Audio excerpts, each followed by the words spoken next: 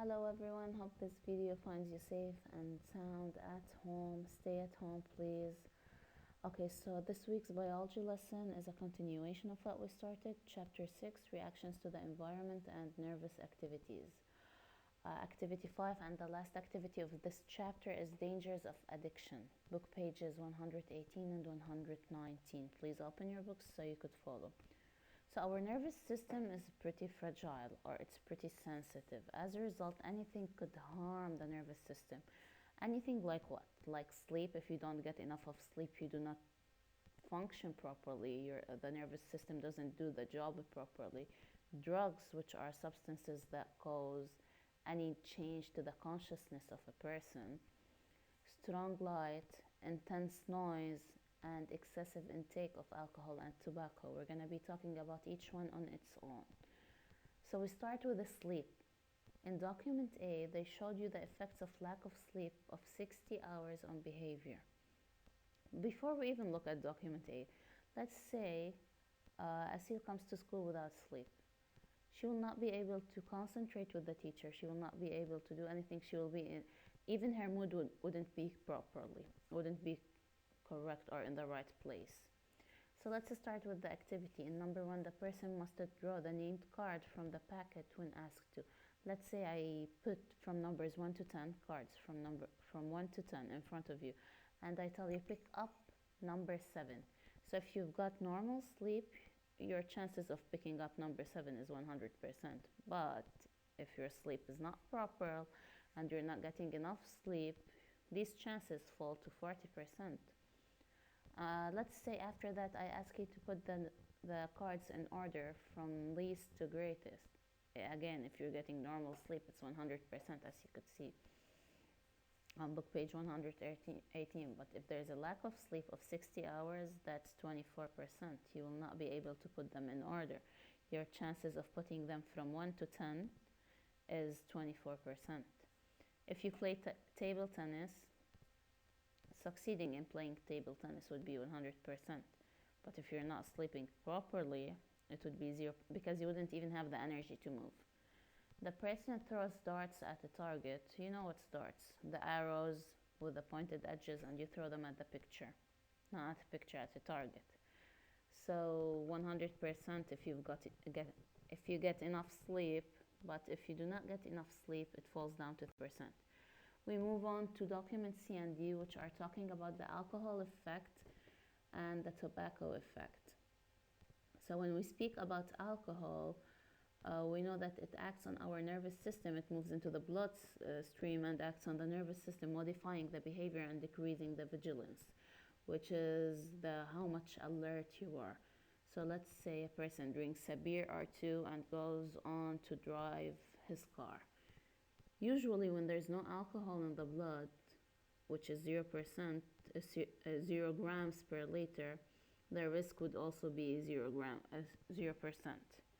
But as we move on to 1.5 grams per liter, the multiplication of the risk moves up to 15%, which means there's an increase of 15% of you having an accident if you have 1.5 grams per liter of alcohol in your blood. So in our environment, the daily life activities create noises. Your sister might be crying in the other room, the TV might be too loud. So they created a system which measures the noise in decibels. So decibel is a unit of sound. Yeah, a unit of sound. So whenever this unit exceeds 80, you will start having disturbed sleep. You will not be able to sleep properly. After, if it reaches 110, you will start having pain, whether it was head pain or hearing problems.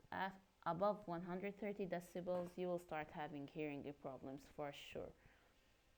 So again, the effect of intense noise might not only affect your nervous system, but the receptors. In our case, it's the ears. In this case, we move on to addiction. Addiction is the repeated and abusive, which means you're not using it in a proper way, consumption of harmful substances such as alcohol, nicotine, and drugs, which may eventually lead to poisoning. For a person who uses drugs, you need to know that the transmission, the movement of the nervous message from one neuron to another is disturbed. It no longer becomes, it's no longer normal. So again, what is addiction? The repeated and abusive consumption or usage of harmful substances like alcohol, nicotine, and drugs.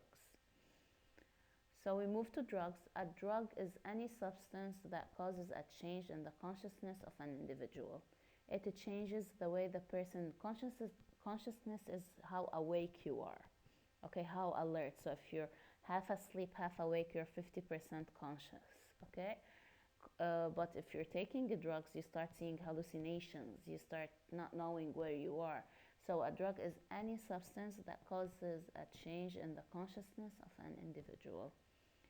We see in document E, I think yes, document E, how the exchanges of syringes occurs between addicts. Addicts are people who need drugs in their life because they got addicted to it. Okay, we read the addiction again is the repeated usage of harmful substances. So a person who has an addiction is an addict. We move to documented G, where they show you the effects of certain harmful substances like alcohol, tobacco, drugs, which is heroin, and another drug, which is cocaine.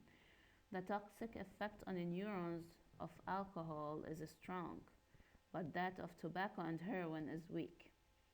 The physical dependence, or how much the body requires that substance, is pretty very strong in alcohol and heroin.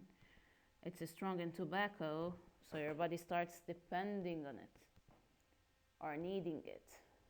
But on cocaine, it's weak.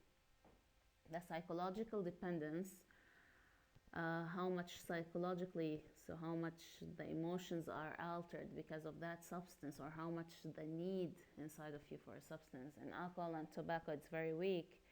In the drugs case, it's strong and very strong.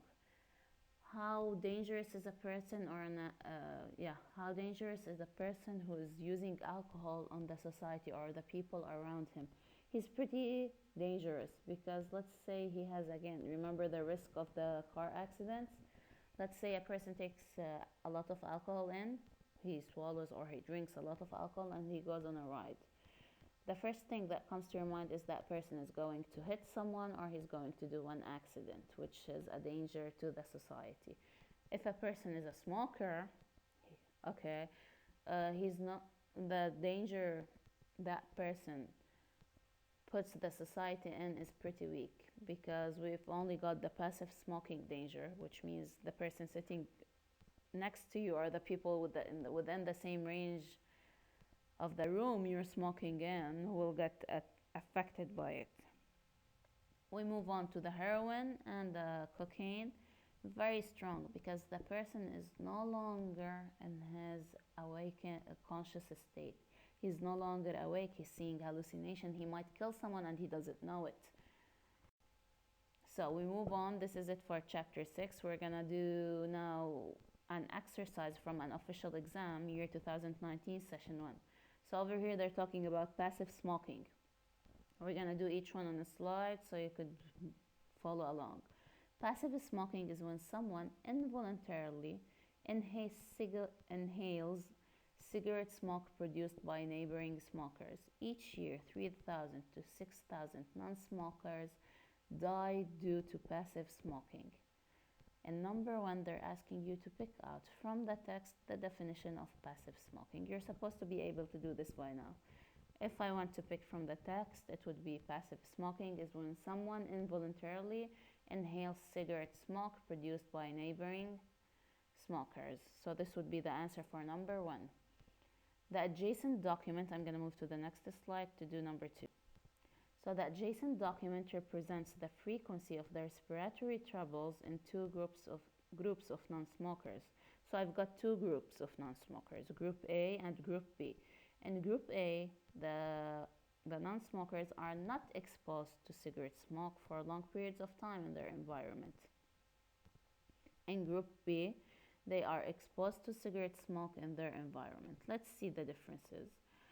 So Group A is the dark color and group B is the white color, or the black and the white.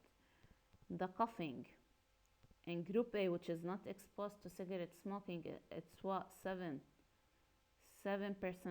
but group B is 10.5%, so obviously you should know this.